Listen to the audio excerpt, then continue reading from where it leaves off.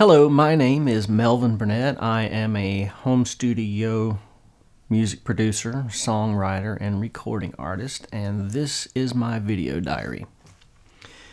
There is a scene in the movie Almost Famous where the young reporter is on the tour bus with the band, and they're singing songs and that sort of thing, and he says to Penny Lane, "I have to go home." And she looks at him and she says, "You are home." I had a very similar experience to that. When I was a freshman in high school, I had a girlfriend. It was my first girlfriend, actually. And she was a very sweet girl. And at the time, she represented a lot of what I thought my life was supposed to be like. Like, for instance, she played the piano in church, and she was very smart, and she was very popular, and those were things that that I valued and wanted to associate myself with. Thought those, and so it was. I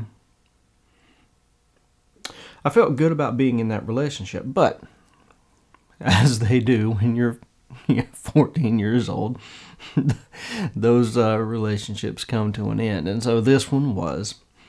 It was in the spring when I was a freshman, and as I've talked about in kind of previous diary entries, music has always been a big part of my own personal development and self-discovery, and so this is one of those times. So our relationship was coming to an end, and I was having a hard time accepting that.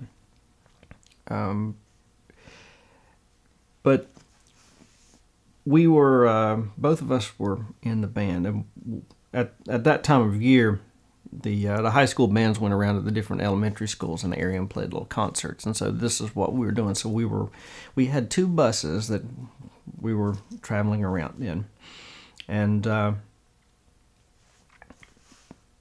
was riding the bus with her, and on this particular bus there were a lot of her friends, and okay, it's high school, and they're cliques, right? They're the jocks and the nerds and the popular kids and the band geeks and that kind of thing. All right, so the bus that she was on had a lot of the kind of popular kids in it, and as I was saying, our relationship was coming to an end, and so we were kind of sniping at each other and bickering and that kind of thing, and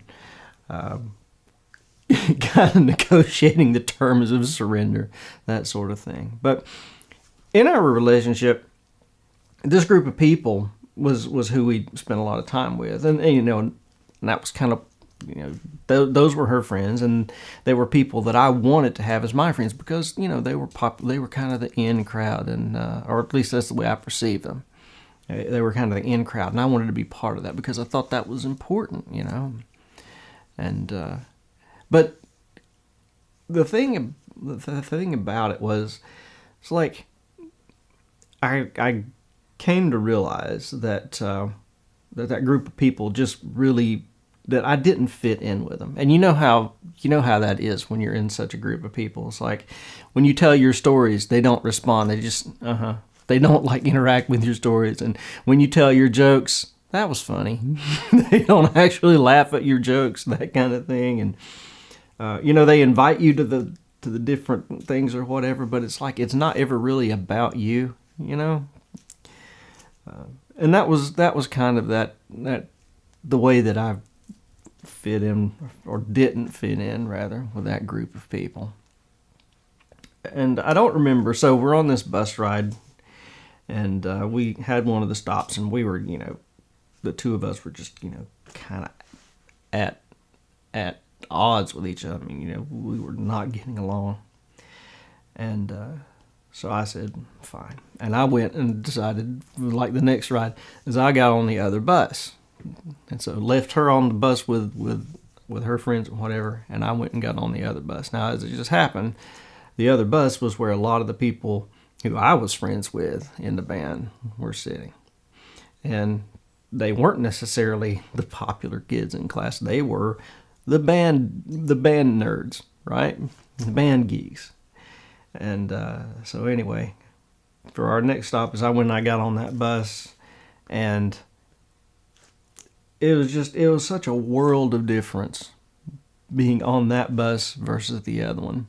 Because when I got on that bus, all of a sudden my jokes were funny, and my stories were entertaining, and their stories were entertaining, and they involved me sometimes. They asked me questions and I responded. I asked them questions and they responded. That was, and I realized this is where I belong. And it's not the it's not the group of people that sort of not necessarily my parents, but okay, so growing up in church and that kind of thing, there's a certain there's a certain character that there's a certain personality type or a certain group of people that I was kind of pointed to by that group, and these folks I was hanging out with on the bus just really didn't fit that description. There are guys with long hair on that bus, and some of the kids smoked, and just whatever, and obviously we all listened to the devil's music, that kind of thing. But yeah, so anyway, that's what I was getting at is once I got on that bus, it's like there was no I've got to get home. It was I am home. I was in the right place. This is where I belong. And like I said, it was sort of it was something I had to discover. Is as a musician, it's kind of, like I said, it's forced me to kind of come to terms with the person that I am, and the person that I am is not necessarily the person that maybe mom and dad or the the kind of people in their circles that that we spent our time with when I was growing up. Maybe not necessarily the person that those people would necessarily have wanted me to become, but it is who I am, and so accepting that is not always an easy thing, but I am who I am, and being a musician is part of that, and it's always been kind of part of discovering the other parts of my personality. So, and now I'm sharing that with you, but that's all for now. Thank you for paying attention. Thank you for your support in this musical endeavor. And until I see you next time, stay groovy.